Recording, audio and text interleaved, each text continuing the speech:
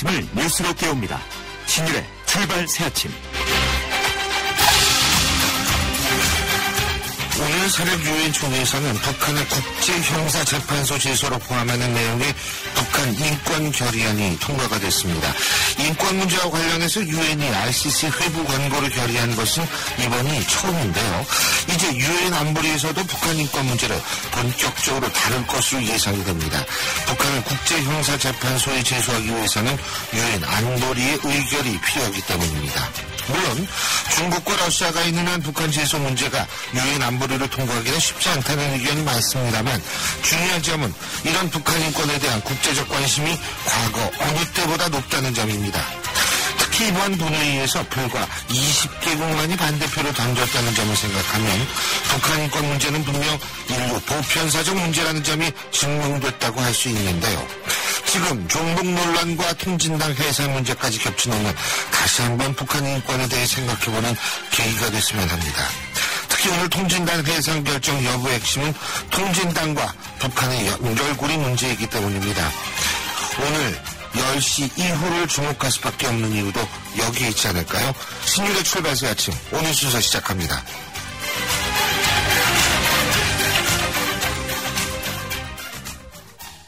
새로운 셰프 쿠쿠 하이브리드 에코레인지를 소개할게요.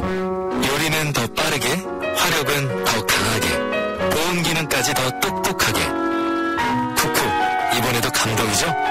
생활을 더 맛있게, 더 멋있게. 쿠쿠 하이브리드 에코레인지. 100년의 편지 써보셨나요? 지금의 마음을 영상이나 음성편지로 보내주시면 정해주신 미래의 날짜에 전해드리겠습니다. 10년이 걸리든 20년이 걸리든 꼭 전해드리겠습니다. 변치 않는 마음을 전하는 SK텔레콤 100년의 편지. 지금 티스토어에서 다운받으세요. 뉴스를 읽어드립니다. 뉴스를 보여드립니다. 뉴스를 들려드립니다. 최영일의 뉴스 매거진. 예, 지금까지 들어온 뉴스 정리해보겠습니다. 최영일 시사평론가 나와 계십니다. 어서 오십시오. 안녕하세요. 예. 오늘 정말 일이 많은 금요일입니다. 맞습니다. 뉴스거리가 오늘 같은 날은 사실 저희가 시사 프로그램을 만들고 진행하는 사람 입장에서 볼 땐 고민이 가장 적은 날이거든요. 네. 예. 진짜 뭐를 해야 좋을지 어쩔 줄 모르는 날들이 계속되는 경우도 있습니다. 예. 막 일을 만드는 경우도 있죠. 그렇죠. 자, 오늘 카피 어떤 겁니까? 오늘 카피 레미제라블입니다.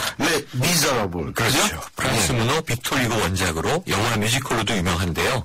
우리말로 번역하면 이제 불쌍한 사람들 이런 뜻이지 않습니까? 예. 근데 오늘이 2012년에 대선이 있었던 날입니다. 예. 2007년에도 이제 오늘 날짜에 대선이 있었는데 그야 뭐 결과를 우리가 익히 알고 있는 일이고 예. 저는 2012년 대선 날 오늘 뮤지컬 영화 레미제라블이 개봉했던 생각이 나고요. 이게 그의 흥행이 대박이 났죠. 그렇죠. 네. 레미제라블. 뭐 작품이 워낙 유명하니까 그런데. 그렇죠. 관련 뉴스가 어떤 게 있길래. 불쌍한 사람들 뉴스가 있습니다. 이게 뭐냐면요. 첫 번째 불쌍한 존재 군인데요. 군. 예. 지난 9월 특전사 훈련 중 공원체험 훈련 받다가 사망한 요원. 예, 두 분의 하사가 맞습니다. 돌아가셨습니다. 예. 질식사였죠. 시스템 문제냐. 신발 주머니를 문방구에서 사다가 얼굴에 씌웠다. 예. 문제가 많았는데요. 새로운 사실이 하나 나왔어요.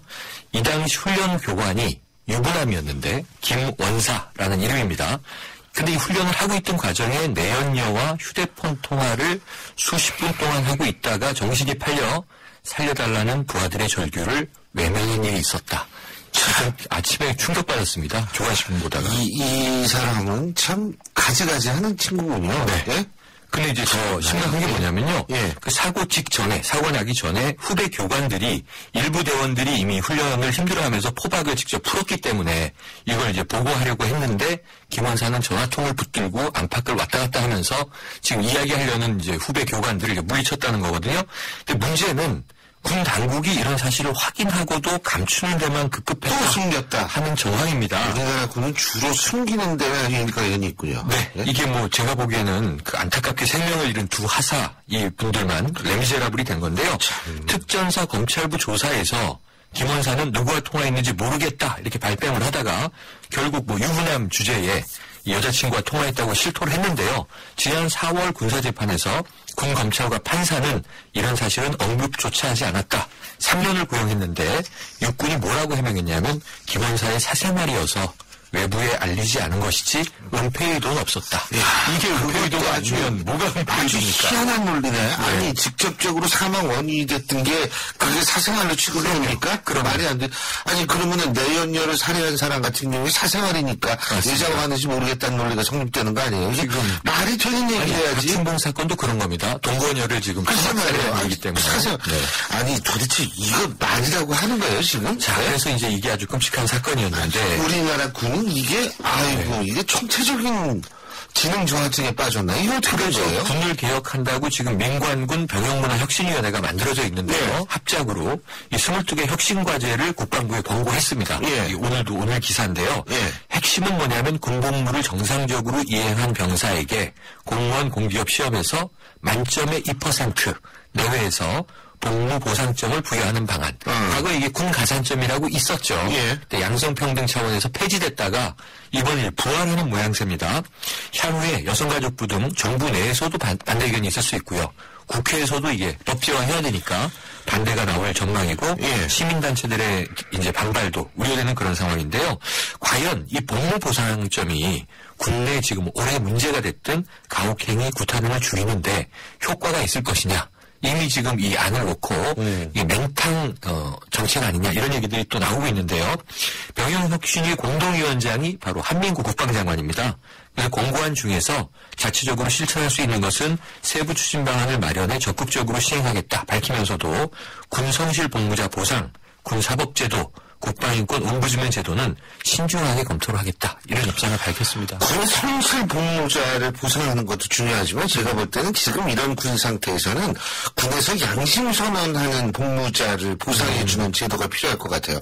아니 이런 식으로 모든 것을 은폐하려고 하는 게 군이고 하지만 우리는 자식을 군에 보내야 되는 부모의 입장인데 이렇게 맨날 은폐만 하려고 하는 군을 어떻게 믿고서 어떤 부모가 자기 자식을 군에 보낼 수 있습니까? 어찌 보면 병영문화 혁신위의 이 안이 면피성이라는 비난을 계속 받아왔는데요. 이제 내용을 뚜껑을 열고 나니까 면피성도 안 되는 거 아니냐 이제 이런 질타가 있는 거고 지금 앞전에 전해드린 소식을 이 뒤에 말씀드린 것으로 막을 수 있겠느냐 해소할 수 있겠느냐 당국이 문제다 이런 질타들이 나오고 있는 상황이 됐습니다. 참 내연녀랑 전화를 하다가 사람을 참 죽게 나죠. 기가 막힌 일이네요. 자, 또 관련 뉴스 있습니까? 레미제라블 또 있죠. 이게 군 문제로 얘기하면은 흥행이 한참 될 때 레밀리터리블 해서 영상 패러디가 엄청 군인들이 이렇게 잘 만들었어. 합창도 잘하고 또 불쌍한 사람이 이제 박관천 씨죠. 박관천 경정인데 자, 이 청와대 문건 유출 논란 혼자 다 뒤집어 쓰는 완성입니다. 지금 체포가 되려면 이분은 작가로 데뷔해도 되실 것 같아요, 나중에. 근데 이제 이분이 체포가 됐고 지금 구속영장 청구가 이루어져 있는데 이 지금 이제 청와대와 검찰을 통한 발표가 박관천의 자작극으로 귀결되는 모양새입니다. 하지만 이제 이게 추리소설의 퍼즐을 풀려면요. 그는 왜 그랬나? 그는 왜 이 추리소설을 써서 이렇게 전국을 블랙홀로 몰아넣었나 이 동기 부분이 아직은 모호하기 때문에 수사로 밝혀야 되겠죠. 예를 들면은 박지만 씨 미행했다는 수사 받았잖아요. 미행했다고 등장 인물이요. 근데 그분 같은 경우는 굉장히 유명한 식당을 하고 계시는 것 같아요. 경찰 제보자가 있고 미행 오토바이를 미행했다는 A씨가 등장하죠. 근데 그 A씨가 오토바이를 탔다는 사실만 들어서 썼다는 거 아니에요? 지금? 그렇죠. 참. 그래서 뭐 박동열 전 대전 이제 국세청장 등 여럿이 등장하는데 근데 체포되기 전날 매체와 인터뷰한 내용이 어제 뿌려졌는데요. 내 입은 자꾸다. 이 자꾸는 지퍼입니다. 이 지금까지 대통령에 대한 충성심에 회의감이 든다. 지금 이 문건 하나만 가지고도 책 한 권을 쓸 수 있다. 이 적정 시점에 폭로하겠다. 지금 2라운드가 예고됐습니다. 잠깐만, 이 소설인지 뭔지도 모르겠습니다.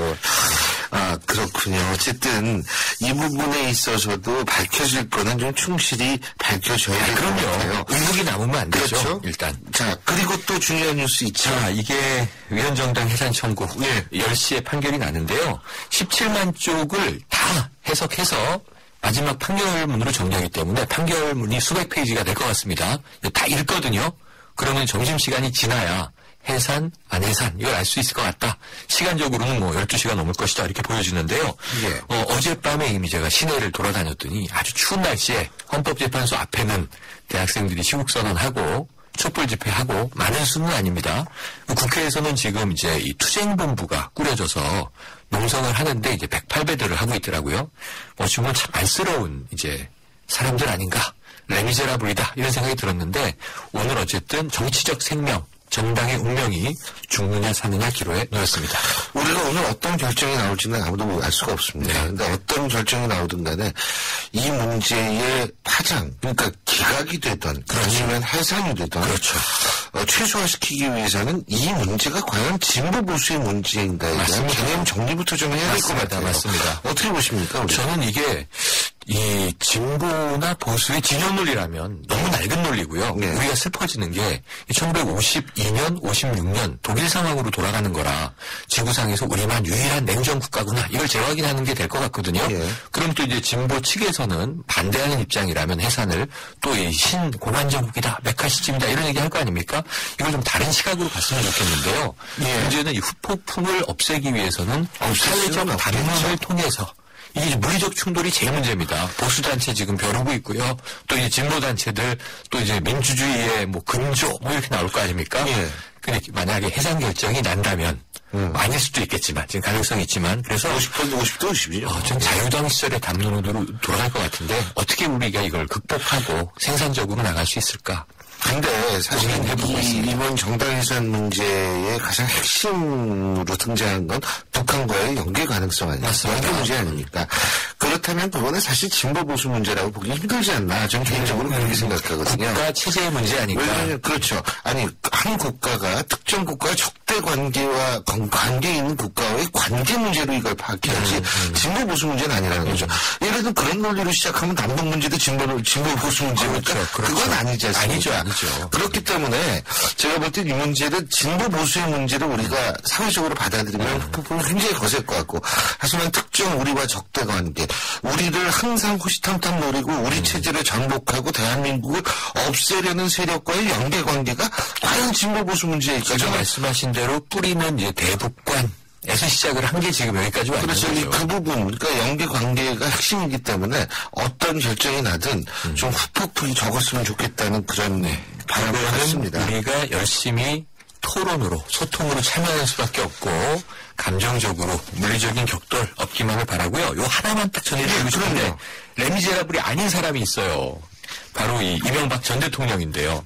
이분도 레미제라블 아니요, 전혀 불쌍하지 않고 대단한 분이십니다. 그래요? 어제 저녁에 측근들과의 송년 만찬이 있었습니다. 예. 기자들이 궁금한 게 많죠. 오랜만에 만났으니까 해외 자원외교 국정조사 관련해서 증인으로 출석할 의향이 있으십니까? 이런 질문을 던지는 거예요.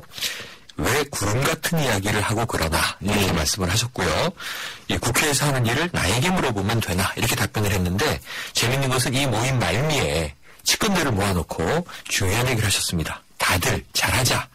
여러분이 나를 만들기 위해 얼마나 노력했느냐. 여러분이 잘하자. 이게 이제 이분의 메시지입니다. 이 잘하자가 요즘 인생이라는 드라마에서 최전무가 하는 말이거든요. 그렇죠. 잘하자 이 얘기를 하는데 마지막에는 여러분이 잘하자. 너무 재밌었어요. 그 정우와 그 영업사팀이 차장하고 사이가 안 좋죠. 차장하고 이제 사이가 안 좋죠. 사이가 안 좋죠. 참 그거 보면서 야 세상 무서운 건 저기서 다 나오는구나 그런 생각이 맞습니다. 그 비정규직 장그래 사원도 있고요. 예, 장그래서 죄송합니다. 이 미생에 대해서 저희끼리 잠깐 얘기를 했는데 공감하시는 분이 적을 수도 있었습니다. 자 오늘 어떤 노래? 대선일이었던 오늘 이명박 전 대통령의 생일이라고도 하네요. 오늘은 이 많은 레미제라블들께 신 교수님의 신청곡 트라이지 트러지 했는데 그분이 와서야 좋아하시는 웸의 라스트 크리스마스 다음 주가 성탄절입니다. 고맙습니다. 오늘 말씀 여기까지 되죠. 예, 지금까지 최영희 시사평론가였습니다.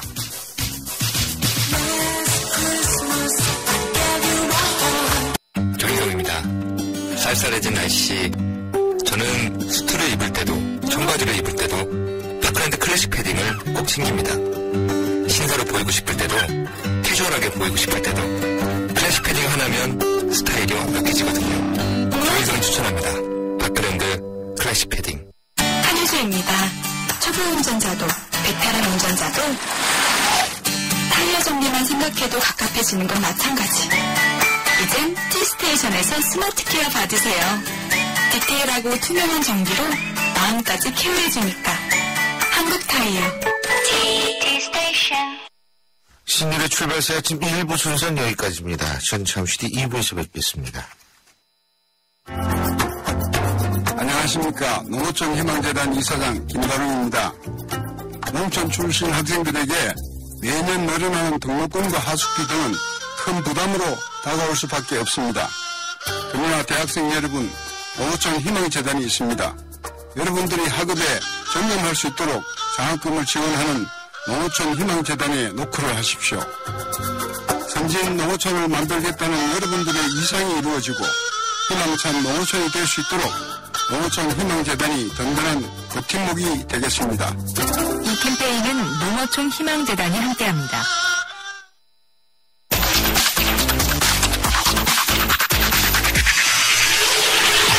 신일의 출발 새 아침. 신일의 출발새 아침 2부 순서 광고 듣고 시작합니다.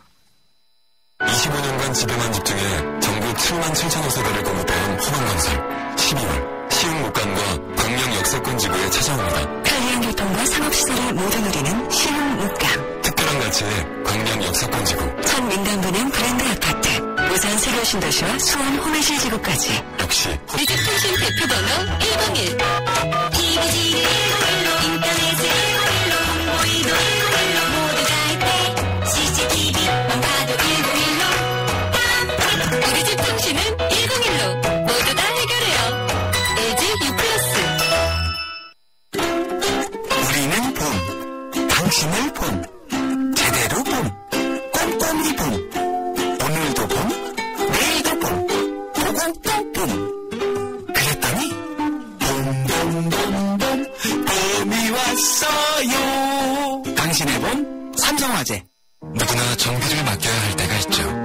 그때마다 수리비가 의심된다면 좋은 차라고 할 수 있을까요? 현대자동차 블루핸즈는 과잉정비 금액의 최대 300% 보상. 서비스까지 좋아야 진짜 좋은 차. 현대자동차 공식 정비 서비스 블루핸즈. New thinking, new possibilities. 현대자동차. 여러분은 지금 대한민국 유일의 교도 채널 YTN 뉴스 FM에서 보내드리는 신일의 출발 새 아침을 듣고 계십니다. 저는 오늘은 조금 틀릴 줄 알았습니다만 아침에 나오면서 야 오늘도 춥구나. 8도 영하 8도 정도로 기록했다고 하죠. 그리고 제천 같은 경우에는 영하 10도가 넘었다고 밑으로 더 내려갔다고 하는데 오늘 밤부터 내일까지 내일 오전까지 눈 혹은 비가 온 이후에 다시 엄청나게 추워진다고 합니다. 일요일에 엄청나게 춥다고 하는데 그래 이렇게 추워서 이거 어떻게 해야 될지 모르겠어요. 그런데 이런 추위에도 난방비 걱정 탓에 마음 편히 연탄 한 장 못 드는 우리 이웃들이 생각보다 많다고 합니다. 이 에너지 사각지대에서 힘들어하는 분들 얼마나 많은지 이거 어떤 해결책 대책은 없는지 에너지 시민연대 홍련한 사무총장 연결해서 얘기 나눠보겠습니다. 홍 총장님. 예, 안녕하십니까. 안녕하세요. 네. 이 에너지 빈곤층이라고 그러죠. 제대로 예. 뜨뜻하게 양탄 한 장 못 드시는 분들 생각보다 많다고 그러죠. 네, 그렇습니다. 예. 우리나라 에너지 빈곤층이라고 하면은요, 난방이나 치사 말씀하신 그런 연탄 등을 사용하는 곳에 소득의 10% 이상을 지출하는 가구를 그렇게 부르고 있는데요. 우리나라에는 약 180만 가구에 이르고 있다고 추정하고 있습니다. 예. 180만 가구. 예. 180만 가구인데 여기에 곱하기 4, 여기에 아마 독거노인들이나 이런 분들이 상당수 여기 포함되어 있지 않을까 이런 생각이 들거든요. 예, 그렇습니다. 주로 예. 독거노인 가구가 많고요. 예. 장애 가구라든지 아동 가구들로 구성된 가구가 있습니다. 예. 이들의 특징은 대규모 공공주택보다는 단독주택에 거주하고 있기 때문에 오히려 더 빈곤층의 숫자가 많이 포함되어 있습니다. 단독주택에 포함되고 있다. 예. 공공주택은 아무래도 개별 난방보다는 공동 난방을 할 수도 있는 거고, 그죠? 네. 그러니까 이런데, 아니, 이렇게 연탄 현장도 제대로 못 되시는 분들, 이 추운 겨울, 어제도 영하 13도까지 내려가지 않았습니까? 어떻게 지내십니까, 대체? 뭐 보일러가 없는 경우도 있습니다. 설사 있다고 하더라도 사용하지 않는 경우도 좀 대개가 많은 편이고요. 주로 아주 몸을 앉을 수 있는 아니면 몸을 누릴 수 있는 작은 전기 장판이나 뭐 석유난로 등을 켜고 최소한의 보온만 하고 지내고 있는 상황이지요. 그리고 이게 올해 경제가 좀 어렵지 않습니까? 네. 그래서 이 도우미 손길도 많이 줄었다고 그러더라고요, 이게. 예? 네, 많이 줄었다고 합니다. 참, 이거 큰일이네. 근데 뭐 에너지 빈곤층을 돕는 정부 차원의 정책들도 많이 거론이 됐었지만 그게 내년부터 시작되는 에너지 바우처 제도라고 그러는데 예. 이게 뭐예요? 에너지 바우처. 이거를요. 네. 일반 서민들이나 일반 국민들이 손쉽게 접근하기 위해서는 네. 이 용어부터 이걸 좀 바꿔야 돼요. 아니 지들끼리 알아듣는 얘기만 하고서 국민 보고 이런 제도가 있으니 따라하라 이래가지고 이거 국민들이 어떻게 알아듣고 따라합니까? 하여간 우리나라 정부는 일을 한다는 게 이 모양의 경우가 많아요. 이거 뭡니까 이게? 말씀하신 분에 저도 동감하고 에너지 바우처 제도는 기준 가능성, 주거 형태 등을 고려해서 지원 대상자를 선정하게 됩니다. 네. 그래서 선정을 해서 내년 겨울부터죠. 그러니까 2015년 12월부터 3개월 동안 가구당 최대 16만 5천 원에서 최저 5만 4천 원을 전기나 가스, 등유, 연탄 등의 에너지를 구입할 수 있는 바우처, 전자카드죠. 이 카드를 전자로 지급하는 제도를 에너지 바우처 제도라고 합니다. 전자카드 지급한다? 네. 그러니까 이제 동회라고는 안 그러죠. 동사무소로 그러죠. 네. 동사무소나 이런 데 가면 그 전자카드를 받아가지고 그것을 가지고 예를 들면 전기나 가스나 등유를 살 수 있다 이 말씀이신가요? 그건 뒤에 말씀하신 부분은 맞는데 동사무소에 가면 그냥 받는 게 아니고 네. 말씀드린 것처럼 소득 기준, 가구, 이런 것 때문에 네. 지원 대상을 선정을 해서 기초생활수급 대상자 같은 경우는 대부분 해당이 되지 않을까요?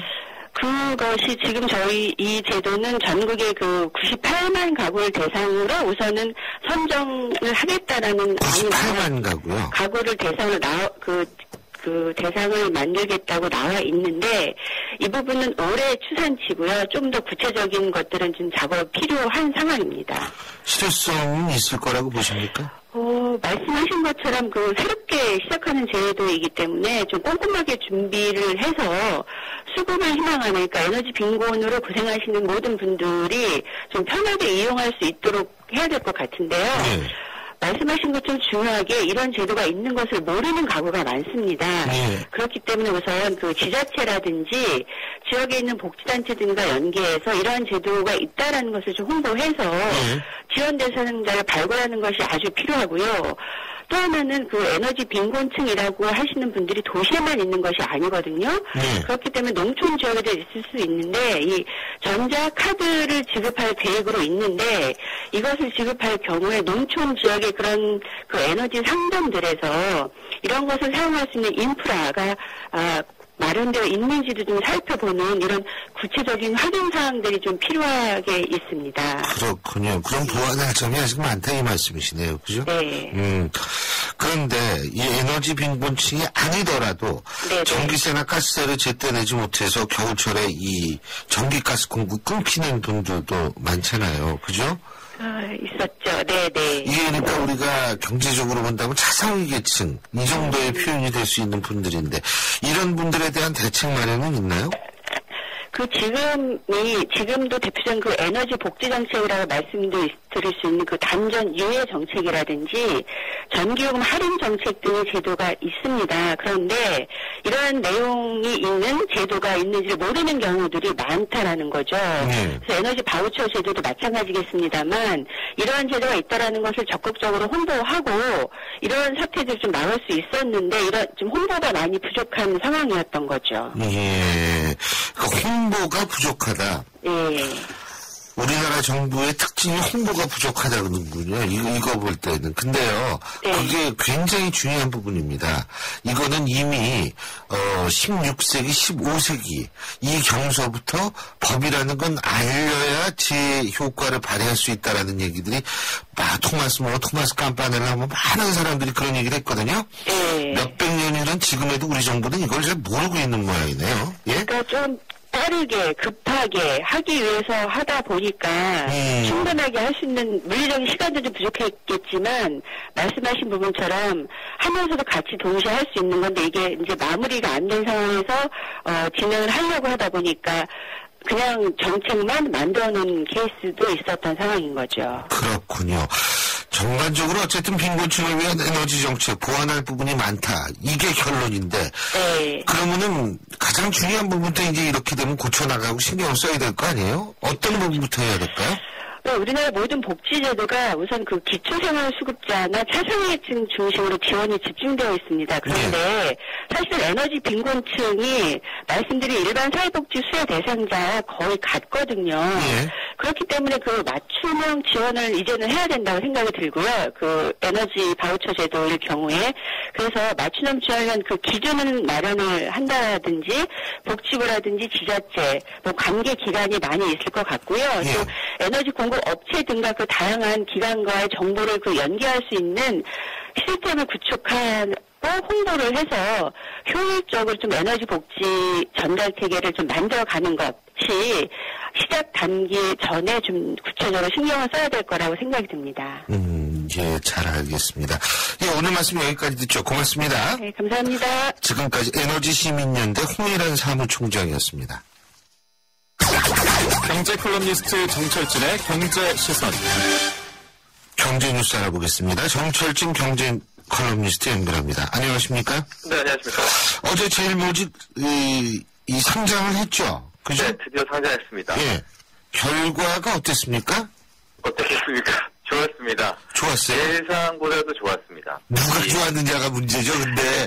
항상 주어가 빠지면 사과도 안 되는 겁니다. 대한항공 사과문이 문제가 됐던데 주어가 빠져서 그래요, 예. 제가 그래서 좋겠다. 이건 일부 우리 개인 공모주 투자하신 분들 좋았겠다는 거고요.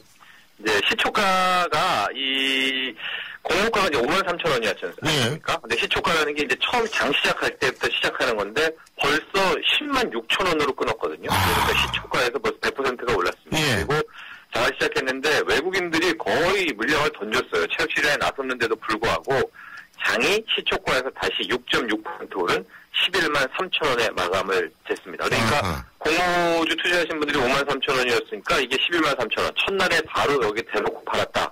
113.2%. 한 더블이라고 하죠. 배 이상이 난 수익을 거뒀고요.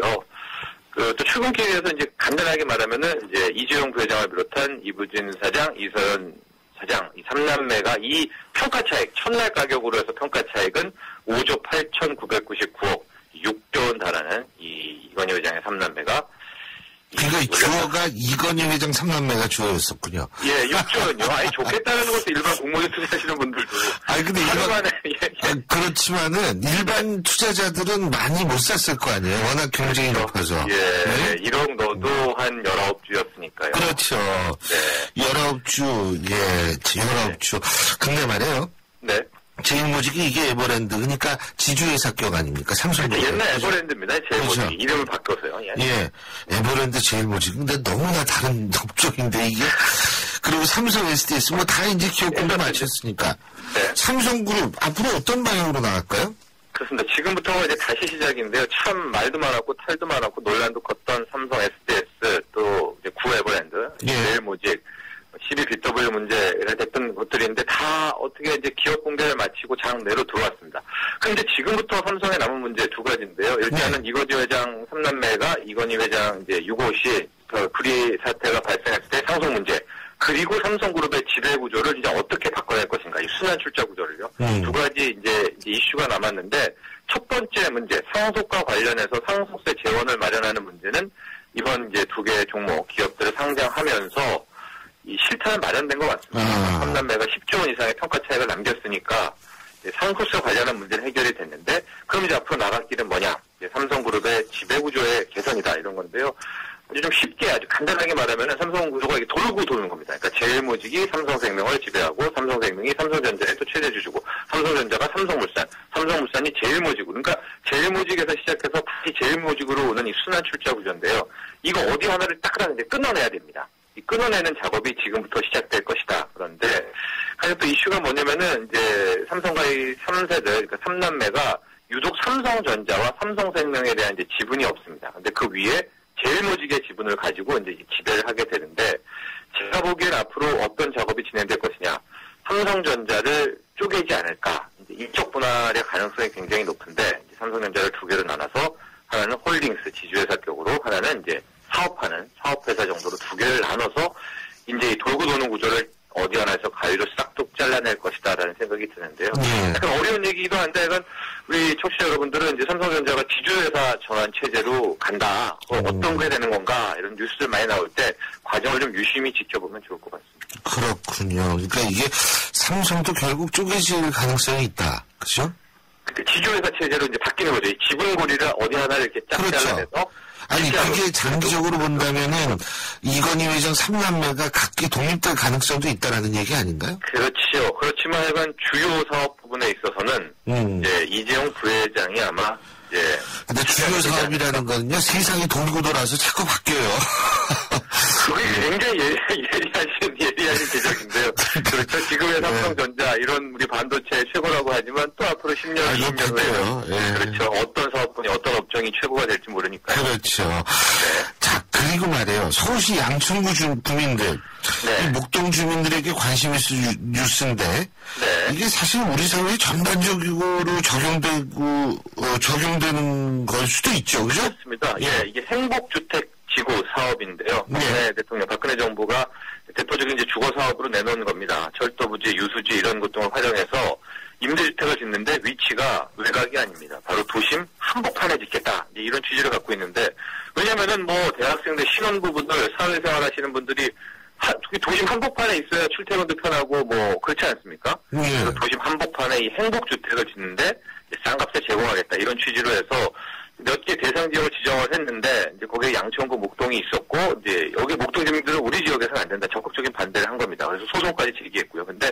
서울행정법원이 어저께 이 서울 양천구가 제기한 소송에 대해서 목동의 행복주택지구 지정을 취소할 수 없다. 그러니까 그 취소 자체에 대한 소송을 기각해버렸거든요. 그러니까 이 사업은 적법하다 이렇게 판결을 내린 겁니다. 그렇군요. 뭐 제가 볼 때는 일단은 그 임대주택을 짓는다는 거에 대해서 반대한다는 논리를 저는 개인적으로 잘 이해할 수가 없고요.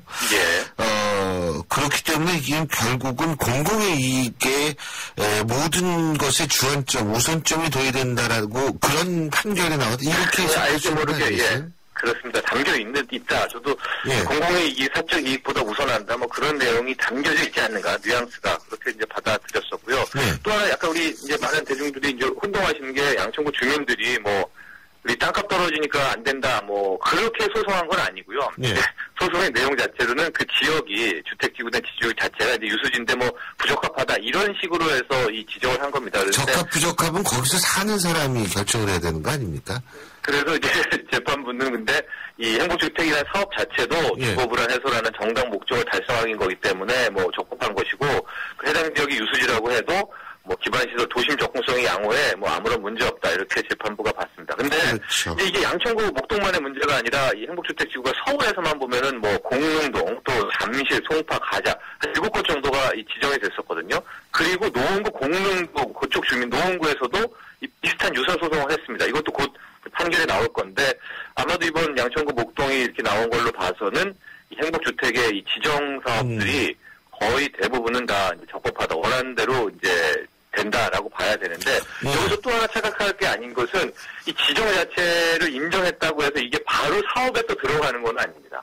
그리고 행복주택 진짜 임대주택 짓고 막 이렇게 하는 사업은 뭐 LH든 어디 뭐 LH와 민간 합작이든 이건 또 수익성 여부가 달린 거기 때문에 여기에 진짜로 또 건설하냐 이거는 또 다른 문제라는 것도. 근데 그 목동 그러니까 양천구 쪽에서 주민들이 주장하는 주장하고 이 가좌 쪽하고 유사한 것 같아요. 제가 이제 방송 끝나고 학교 갈 때 이렇게 쭉 가다 보면 그 플랜카드 붙어 있는 거 제가 봤거든요. 그쪽도 좀 반대 의견이죠. 아주 반대를 많이 하고 똑같습니다. 여기가 그 집안이 약해서 위험하다라는 논리인데 참 모든 논리가 똑같군요. 하지만 제가 볼 땐 좀 함께 살 수 있는 세상을 건설하는 것. 이게 사회적 약자가 살기가 편한 세상은 우리 모두가 살기 편한 세상이거든요. 그 평범한 진리를 좀 알았으면 좋겠네요. 자, 그리고 지난 겨울에 최고 히트 상품이 뭐냐? 뽁뽁이라고 그러는데. 네. 뽁뽁이 가격이 너무 올랐다며요. 네, 올해도 지금도 최고 인기 상품 뽁뽁인데요. 왜 뽁뽁이 가격이 왜 올랐지? 그래서 이제 처음에는 일각에서는 날씨가 너무 춥지 않느냐, 그러니까 수요가 폭증해서 늘었다 이런 분석을 내놨는데 실은 이게 맞지가 않습니다. 왜냐면은 이 수요가 는 만큼 막 중소기업 비롯해서 작년에 안 했던 곳들도 이 단열 뽁뽁이들 엄청 많이 이제 제공을 하거든요. 그러니까 제조사가 또 많이 늘었습니다. 근데 지금 마트 가보시면은 옛날에는 한 2만원 정도, 2, 3만원이면은 이제 가로 1m, 세로 20m짜리로 충분하게 뭐 집 하나 다 하고도 나갔는데 지금은 한 4만원 이상 들여야 한다고 하거든요. 그래서 제가 이렇게 왜 그런가를 봤더니 이겁니다. 이게 뾱뾱이가 고급화였습니다. 고급화. 두꺼워지고. 예, 이게 기존 4mm인데 제주에는 8.5mm 거기에. 어이구. 세라믹 칩중, 더블 에어캡에, 세라믹 코팅 처리, 뭐 이런 이제 고급화가 나왔기 때문에 가격이 비싸진 거고요. 딴 뽁뽁이도 많이 있더라고요. 재래시장 가면은 20m짜리가 10,000원 이하에도 이렇게 팔고 그러는데, 이제 재래시장에서 파는 거는 이제 그 접착이 없어가지고 쉬고 불편하다는 거. 근데 선택입니다. 이것도. 뽁뽁이라는 이름이 참 앙증맞고 귀엽고 예쁘잖아요. 근데 이게 정식 명칭이에요, 뽁뽁이가? 우리 뽁뽁이 있지 않습니까? 뽁뽁이.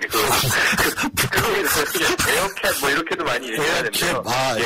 에어캡보다 뽁뽁이가 훨씬 정감나고 좋네요. 효과가 이미 입증됐고요. 실증이 됐습니다. 그러니까 이거 뭐 유리창에다 그냥 붙이기도 쉽고요. 그렇죠. 맞아요. 꼭 하루에 사용하셔도 좋을 것 같습니다. 그럼요. 오늘 말씀 여기까지 듣죠. 고맙습니다. 감사합니다. 지금까지 정철진 경제컬럼니스트였습니다. 생명보험 우수인증 설계사 만나보셨어요? 고객 불만 건수 제로의 자부심, 고객을 위한 한결같은 성실함, 고객의 미래를 설계하는 전문성, 바로 생명보험 우수인증 설계사입니다. 믿고 신뢰할 수 있는 생명보험 우수인증 설계사가 고객님과 함께합니다. 생명보험협회. 코웨이에선 정수기 필터 교체하듯이 오염된 매트리스 상단을 새 걸로 교체할 수 있대요. 게다가 미세먼지부터 진먼지 진드기까지 7단계로 케어해준대요. 위생까지 책임져야 진짜 친구다. 코웨이 매트리스 케어 렌탈 1588-5200. 12월 코란도씨가 준비한 3가지 선물. 하나, 이자가 없다. 선수율 20% 내면 최대 3년까지 무이자. 둘, 취등록세가 없다. 일시불로 사면 취등록세 7% 지원. 셋, 그래서 부담이 없다. 놓칠 수 없는 혜택이 가득한 코란도씨 윈터 페스티벌. 홈페이지 참조. 향기 레시피에서 골라보세요. 전 바닐라 부케요. 섬유 유연제와 다운이 아로마지오를 함께 쓰면 새로운 향기가 만들어집니다. 향기 좋다. 다운이 향기 레시피로 당신만의 향기를 만드세요. 다운이 아로마지월. 신일의 출발새 아침 2부 순서는 여기까지입니다. 전 8시 10분 3부에서 다시 찾아뵙겠습니다.